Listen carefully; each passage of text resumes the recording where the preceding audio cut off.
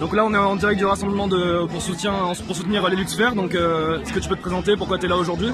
Alors moi, je suis Stanislas Favre, DS, CGT Randstad, CGT Intérim, et en même temps pour le comité des chômeurs, des travailleurs précaires et tout.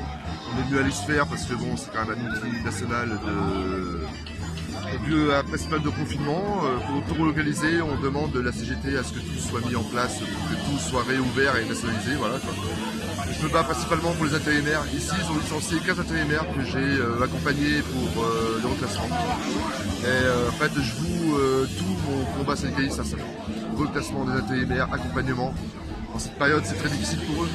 Ils ont été 500 000 à avoir été arrêtés en France. Ça redémarre très très mal. On s'attend tous à des 800 000 à 1 million de licenciements. Donc forcément, il va y avoir une recrudescence de l'intérim. L'intérim, c'est des travailleurs de l'ombre. Généralement, ils rasent les murs parce qu'il y en a qui ont honte, parce qu'on leur fait comprendre que pas de CDI, c'est des bons rien. En fait, non. Sans eux, durant le confinement, on n'aurait pas eu à bouffer.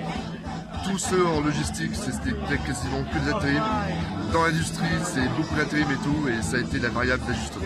Et du coup là, avec tous les licenciements qui se profilent, ou encore une fois, comme tu dis, les intérimaires, c'est les premiers à sauter, comment on peut recréer du lien, arrêter la division justement que le patronat il engendre entre CDI et intérim?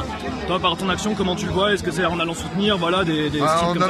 En allant devant les boîtes, en les soutenant, en se faisant connaître, en les accompagnant, les salariés intérimaires.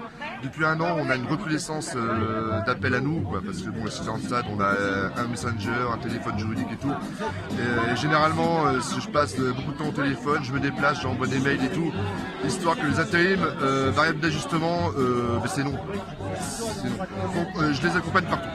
On fait des tractages devant les usines, on fait des rassemblements pour justement que ces gens soient en lumière. Par exemple, la redistribution de la prime Macron l'année dernière et cette année, ce qu'on a appelé cette année la prime Covid, ça a été les grands